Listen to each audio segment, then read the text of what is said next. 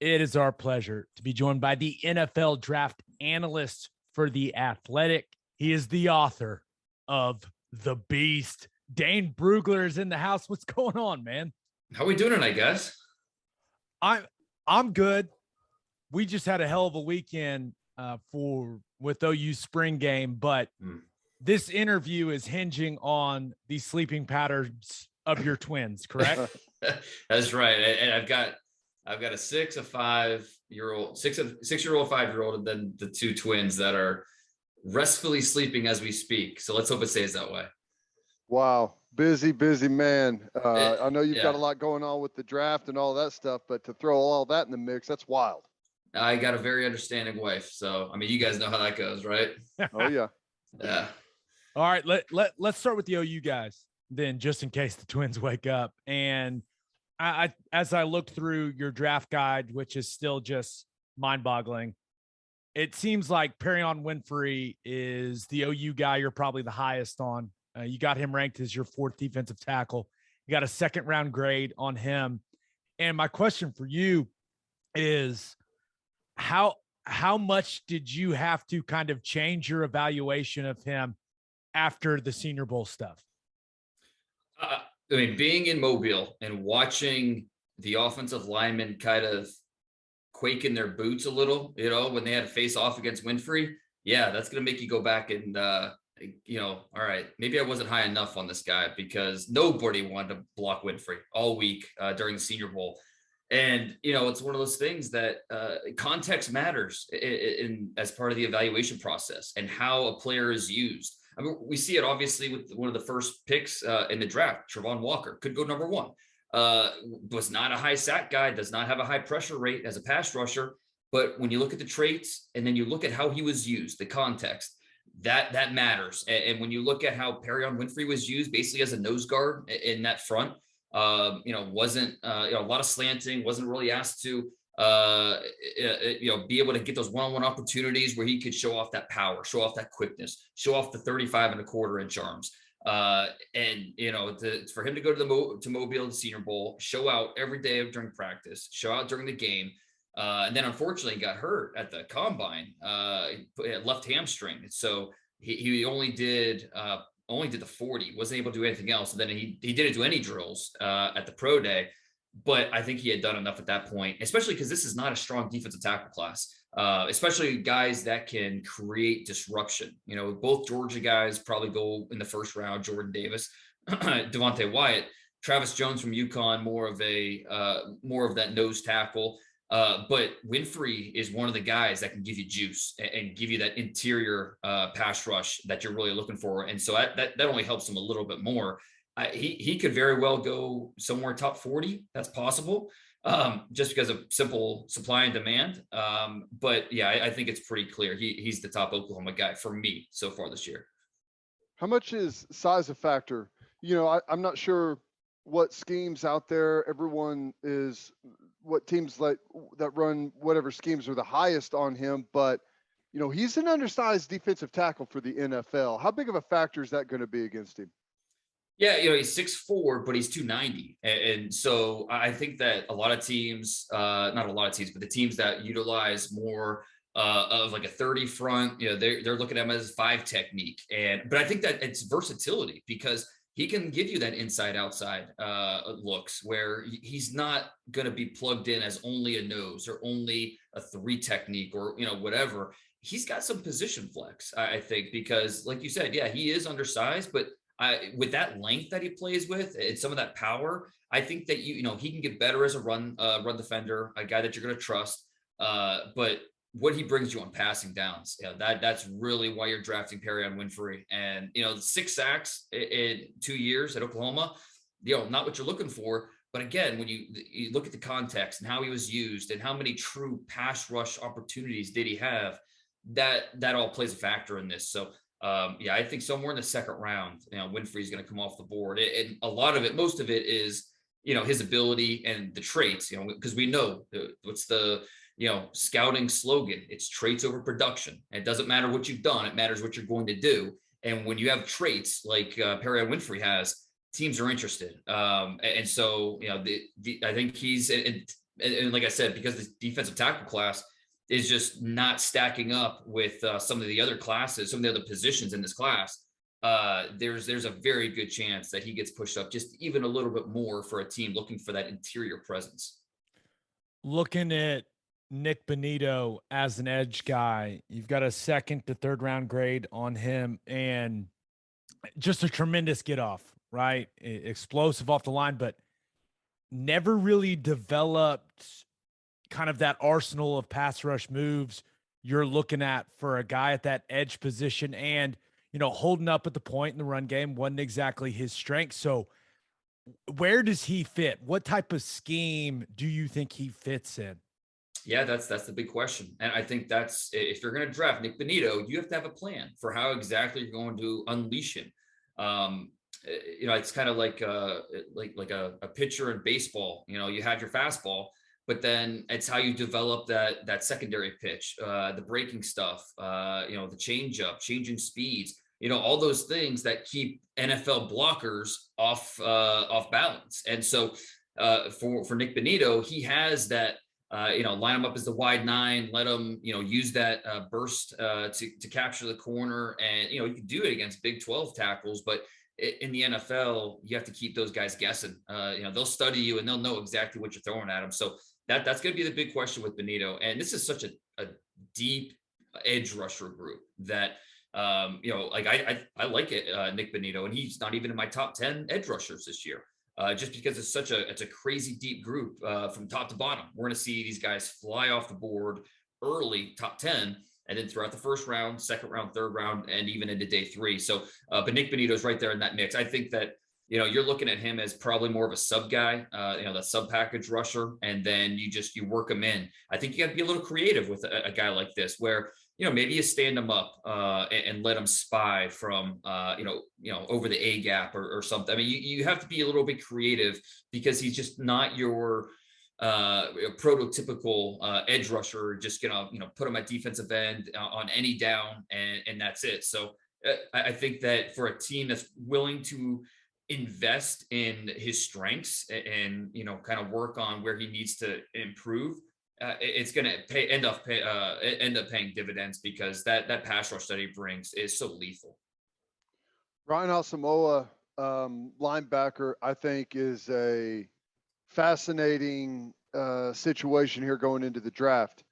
He's one of those players that I feel like is going to be a better NFL player than he was a college player. He had a good showing at the Senior Bowl. He tested really well. He looked great at OU at Pro Day, going through some movement drills and linebacker drills. I've talked to his linebacker coach, and there's a lot of interest out there in this guy, and there's some interest in him possibly going way higher than some people think. What have you heard on Brian Asamoah? Yeah, I think he's one of those guys that just grows on you. Like you run out of reasons why. Okay, why isn't this guy a second round pick, or why isn't this guy a top 75 guy? Like you start to run out of reasons. He's doesn't have ideal size. It's just 6'1.5", 225, but 33-inch arms. Okay, we can work with that. I think he's got that really impressive length for a guy that doesn't wow you coming off the bus. But and the other thing too is I've heard teams. Well, why didn't he do the 3-cone? What's he hiding from? That kind of thing. But when you watch him on film, this guy all over the field, the range to the sideline. I think in my report, I called him a second level ninja, just because the way he can avoid those climbing blocks and keep one eye on the blocker, but the other eye on the ball and make a play. So there's a lot to like about Asamoah because the tackling skills in coverage. I don't think that was necessarily something that you point to as a strength of his, but when he was asked to do it, I thought more often than not, like he looked like he knew what he was doing out there. It's just he needs to just mature his understanding of route concepts and squeezing those zones. He has the athleticism. I don't think there's any doubt about that. So he's that classic run and chase guy with that speed, that tackling appetite that he has. So this is an interesting linebacker class. We're going to see a couple guys possibly go round 1. 3 Georgia guys are going to go top 75. It's crazy.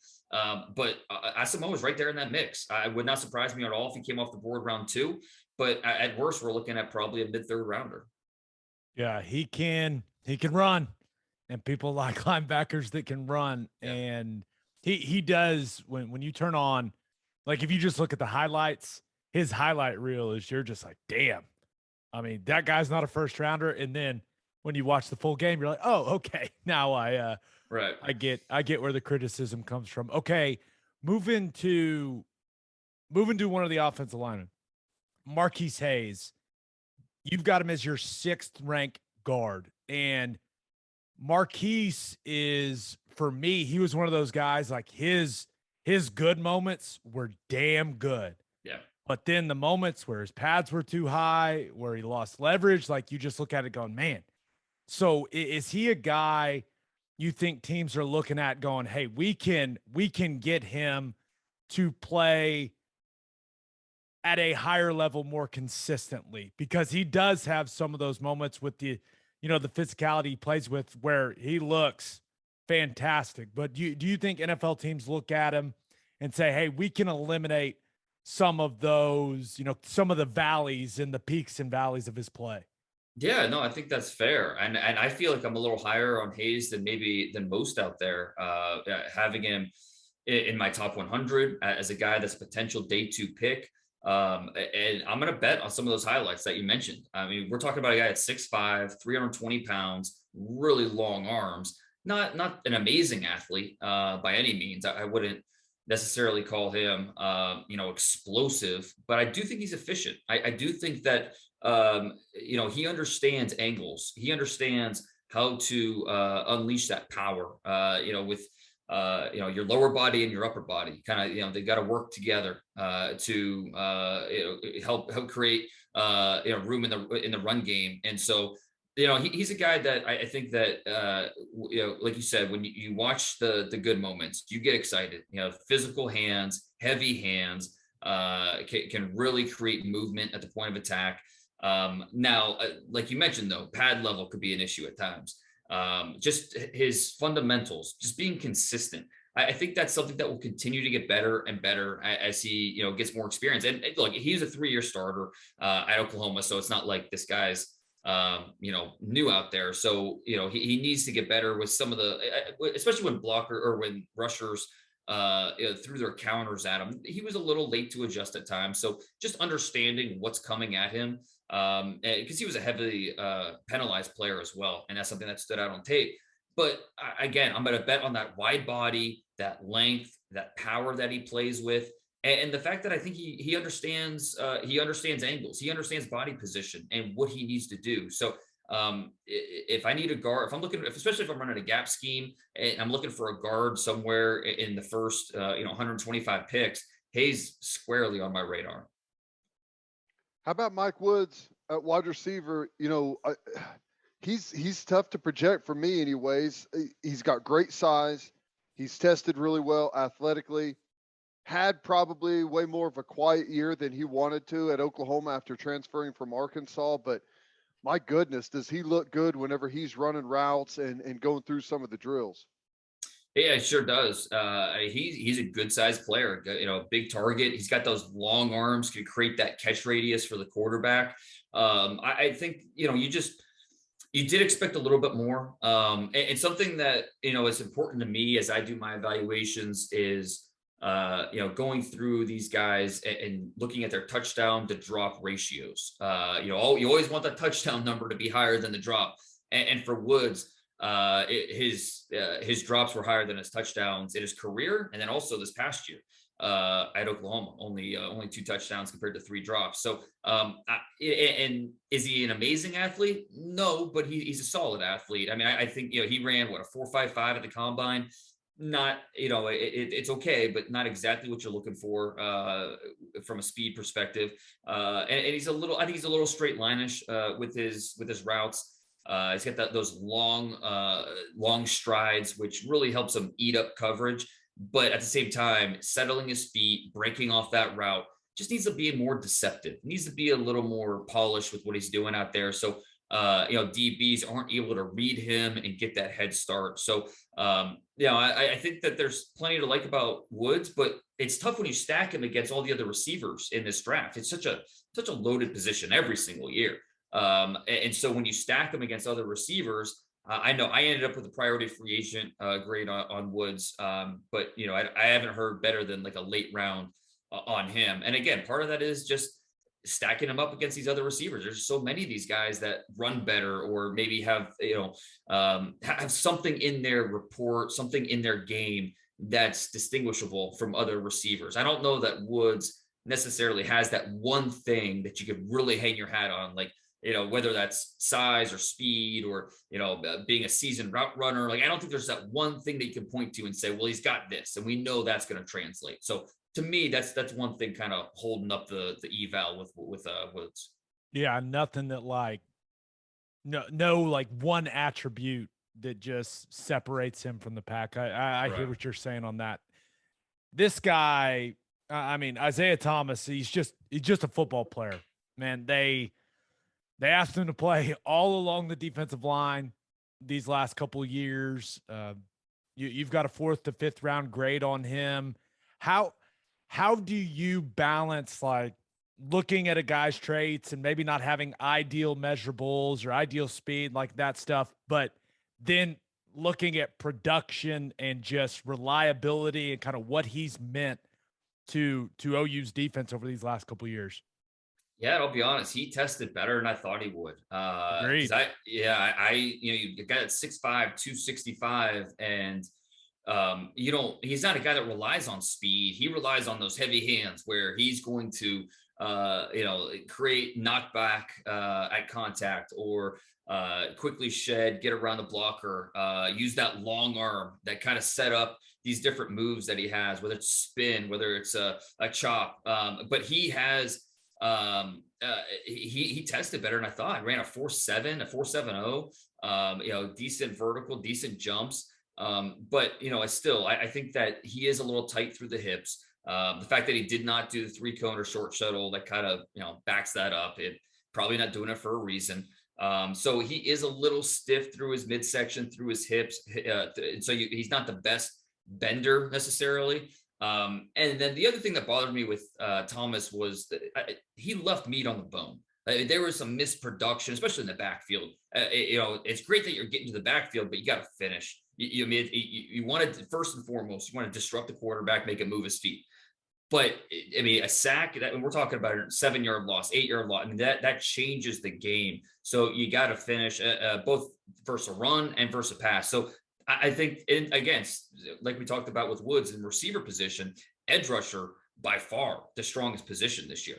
And Isaiah Thomas, I mean, it's, again, you stack them up with all these guys in this draft, and it's hard. So I would not be surprised if Isaiah Thomas is, the 15th best edge rusher for one team and the 25th for another team. And they both like him, but it's just such a loaded position that that's how you kind of separate these guys based off of some of these little things. But no, I think Isaiah Thomas, you want to put him out there and, let him go make plays and use that power, that knockback at contact, use those long arms.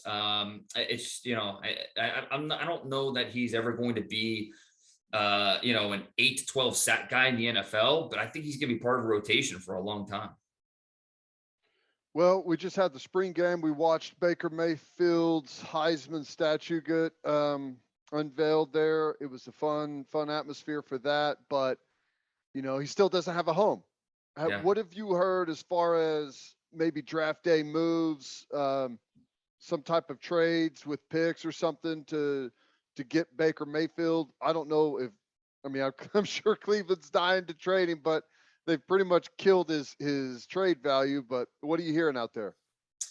Yeah, and it's funny how now the reports are out there that maybe they'll bring him back because Deshaun Watson could be suspended, so maybe you just bring him back, let him play the first 6 games or however many games Watson suspended. You can't do that. You guys can speak to that. Yeah, I mean, you guys can speak to it more than I can. Being in locker rooms you guys have been in. it's just not going to work. You can't. This isn't Madden, where you can just carry a guy like that.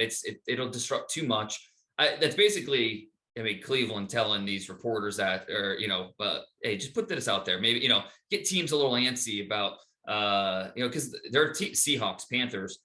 They're sitting back saying, well, we don't have to push the issue, because we know you're not going to keep them. So, and we know that there's only so many teams that still need a quarterback. So, there's a chance you might end up cutting him, or the value gets so low that we could end up, just throwing a 5th round pick, and you're going to accept it because what else are you going to do?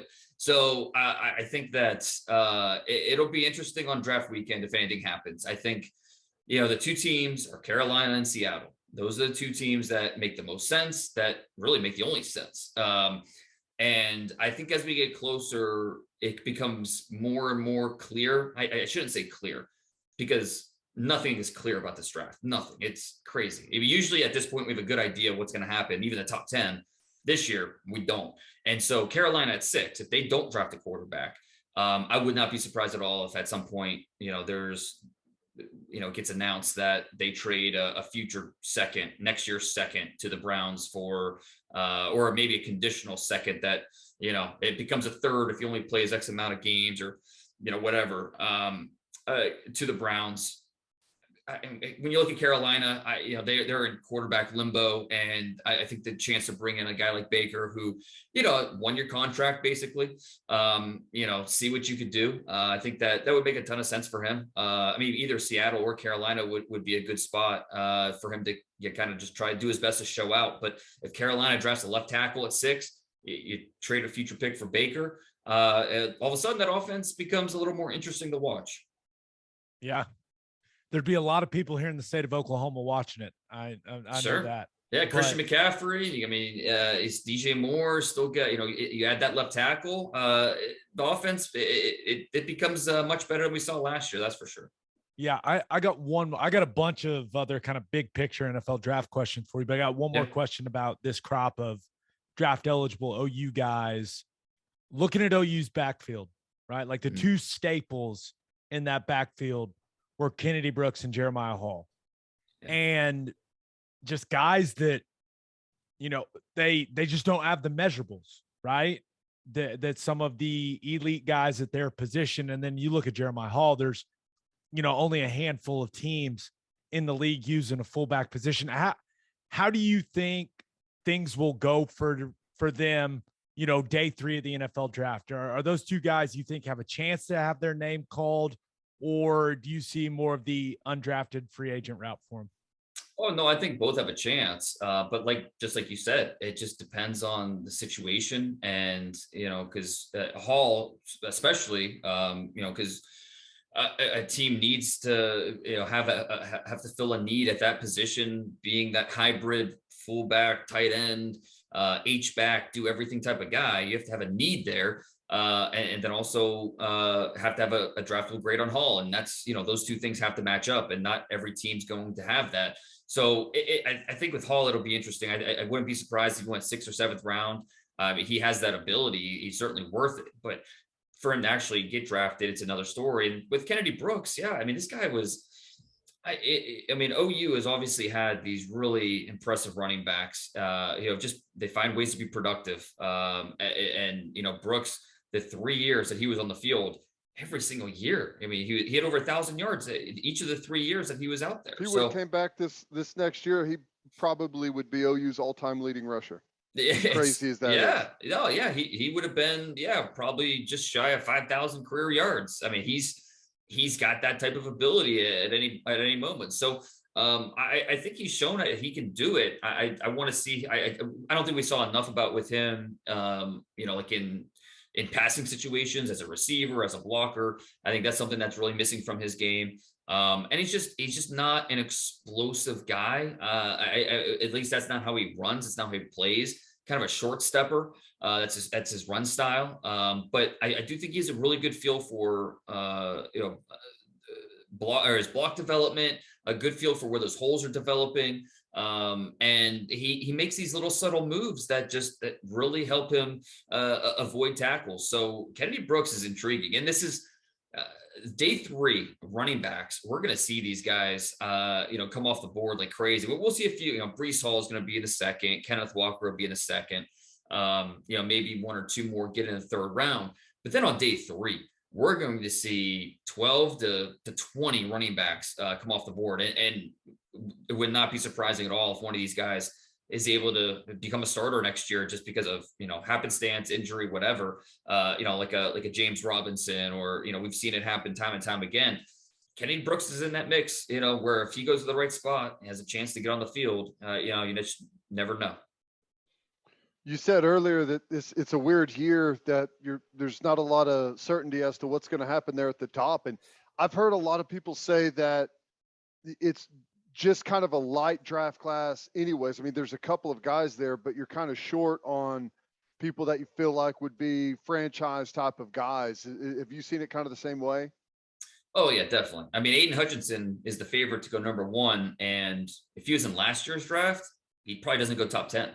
And that's nothing against Aidan. Aidan's a terrific player, but it's just, we're missing the Kyle Pittses, we're missing the Jamar Chases, the corners that went top 10 last year with JC Horn, Patrick Surtain, and then of course the quarterbacks. Yeah, that's a big part of this. Usually the quarterbacks are the tent poles where when you map out that first round, last year we knew quarterbacks were going 1, 2, 3. Even if you don't know exactly which quarterback, like last year, there was, Mac Jones or Trey Lance, we didn't know exactly which quarterback was going 3, but you still know quarterbacks are going there. You knew Justin Fields was going somewhere top 12. You knew Mac Jones was going somewhere top 20. So, we had those tent poles where we could work around that as we forecast how that first round, and not just me, but teams.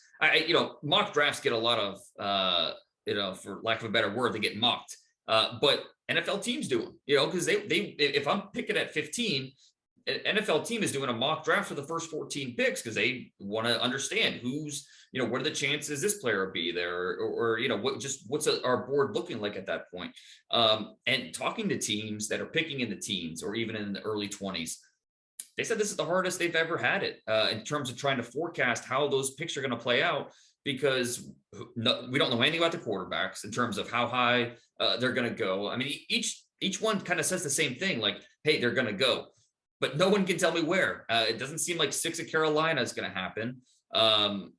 Do we see Seattle at 9? Maybe, that'd be a surprise, but it's possible.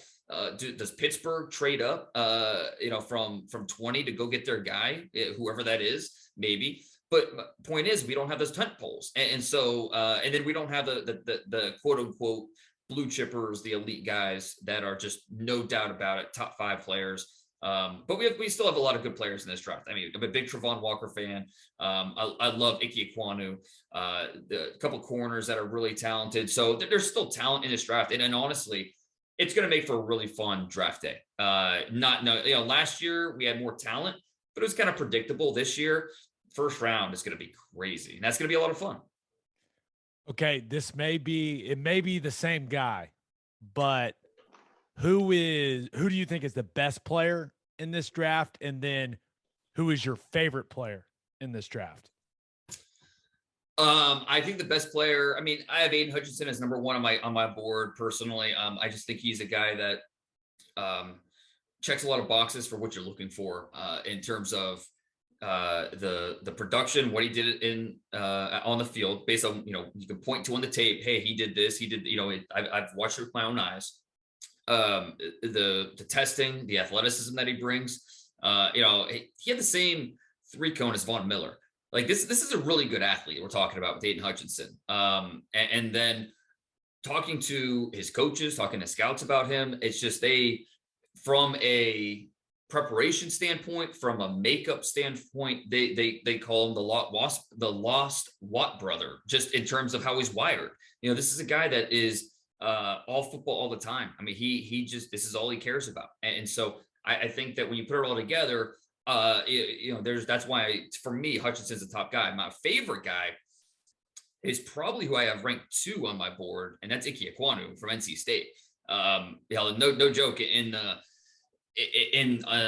the fall, Sunday mornings, the family, we go to church, come home, and I fire up my computer and I check my system to see what tape has been uploaded from the day before. And the first team I would check every single Sunday was NC State, because I wanted to see, what souls did Ickey Ekwonu snatch the day before. I mean, he is that type of player. He's fun. It's controlled violence. It's explosiveness. Can play guard or tackle. And the strides that he made in pass protection this past year really sold me. He dominant run blocker, but his improvements in pass protection were, I thought, really impressive. Yeah, they'll get him to stop oversetting. That's an easy fix. Yeah. I think, and he showed enough progression in that area that I think that, he's a really sharp guy. I mean, you talk to him, and there's a couple guys like that in this draft, more than a couple, that you talk to them and you just walk away feeling like, okay, even if it's not in football, this guy's gonna win at life. Ickey Ekwonu, definitely one of those guys. You mentioned that this draft, it doesn't have the tent poles at quarterback, but those guys are going to go somewhere. And as you've evaluated them, who are kind of your favorite guys in this QB class? Because it seems like everyone is saying the same stuff, like that. Just a lot of people aren't very high on any of these guys. I mean, do I have to pick a favorite? Because I don't know that I have one. Like it's hard to really look at any of these quarterbacks. And here's my thing: if you're going to draft a quarterback in the first round, I believe you better have conviction that quarterback is going to be a top 15 quarterback in the NFL, just top half, 32 teams, one of the top 16 quarterbacks in the NFL at some point during their rookie contract, even if it's not until year 3, 4, 5. But you have to have conviction they'll get there, or else what's the point? Why are we drafting him in the first round, spending a first round asset on a guy that we're just not sure is going to get there? So I don't know. It's hard to really have that conviction with this group. Now, if I need to win a game tomorrow, I feel really comfortable bringing Kenny Pickett in, and I think he can help me win a football game. Now, does he have the ceiling that's going to help me win the Super Bowl? That's an entirely different thing, and that's tough. But if you don't believe that Kenny Pickett can lead you to the Super Bowl, what are we doing? Why are we going to draft him? That's great that he can help us maybe win the division, maybe get us to the playoffs, but you got to get us there. And so I think that's the hang up with Pickett. Malik Willis, the traits are so much fun. I mean, the athleticism, the arm, but it's still a big gap in terms of what he was asked to do at the college level and what he was asked to do, what he will be asked to do in the NFL. And I don't think he's deficient in those areas. He's just very, very unproven. And so the passing vision, the field vision, his ability to progress and read the coverage. I mean, pre and post snap. I mean, it's something that it's the film, you throw it on there and you can see these little examples of him doing it, but more often than not, it's what he wasn't asked to do it on a consistent basis. So it's Desmond Ritter's kind of a mix of both, where you could see him coming in, having success as a starter, moderate success, pushing, helping you stay in games, win football games. But, is he a guy that you have a ceiling that can take you all the way? I don't know. It's just hard to I think that maybe the best way to put it is, I think quarterbacks in this class are pretty easy to like, but really hard to love. And, but these guys are going to go. And so it's going to be really interesting to see where that run starts, who's the first quarterback off the board, and then how many end up going first round. Is it 2? Is it 3? It maybe more. Do we see a team, trade back into the late first to get a Matt Corral, get that 5th-year option? It's at least possible. But it's going to be fascinating to see it play out. Last question. We'll let you get out of here. I can't believe the Twins have stayed asleep. Champs. It's a absolute champs. Yes. Championship level performance by them. 2 players that, their draft stock and the coverage of them, it's been so interesting to me over the last couple of seasons. Kayvon Thibodeaux and Derek Stingley. Yeah. With all of the ups and downs and all the think pieces that have been written on these guys, ultimately they're both still going top 10, right? Very good chance. Yeah. With Stingley, it's, if you flip that 2019 season and the 2021 season, we're talking about him as the number 1 pick. I mean, that 2019 season was so amazing. 21 passes defended, 6 interceptions. But he was a big part of that championship team for LSU. But the last 2 years, basically lost years for him. Especially this past year where he missed most of the year with a foot injury. And so, you start to, wonder, okay, is he, first off, the medicals, doctors have to trainers give you 2 thumbs up and say, yeah, he's cleared, fully healthy. But then, is he going to be able to fight through pain? Is he going to be someone we have to worry about, being nicked up constantly throughout his career? Or is this just kind of a one-time thing? And, he's going to go back to being the stud we saw in 2019. And then with Thibodeaux, I don't think it's ever been about him falling as it has been about finding the best fit for him. He's just not going to be a fit for everybody. And that it really comes down to, the personality, and, he cares about his brand, and that's okay. You look around the NFL, it's not full of humble superstars. There's a lot of superstars that have, side hustles and care about, Tom Brady cares about, hey, obviously Tom's a little more accomplished than a player that hasn't been drafted yet, but it's something that teams do. That's the conversations they're having when it comes to Thibodeaux. It's not a question of like whether he loves football or not, because there's no question he loves football, but at a certain point, will something eclipse football on the priority list as kind of being the main focus for him? And so I don't think that he goes. I mean, he could go 2. It's not impossible. He's not going 1. I don't think he goes 3. I think he could go 2 to the Lions, 7 to the Giants. There are a few spots in the top 10 where I think it will make sense, and he'll just be too good to pass up at that point. So, and same thing with Stingley. At the very least, he's going top 12. So yeah, both these guys, we're going to hear their names pretty early next Thursday night. Dane, I know you're extremely busy right now, man. We really appreciate the time. The most comprehensive coverage of the NFL draft. Go check all of his stuff out at The Athletic. You're the man. I appreciate it. Thanks, guys. It was fun.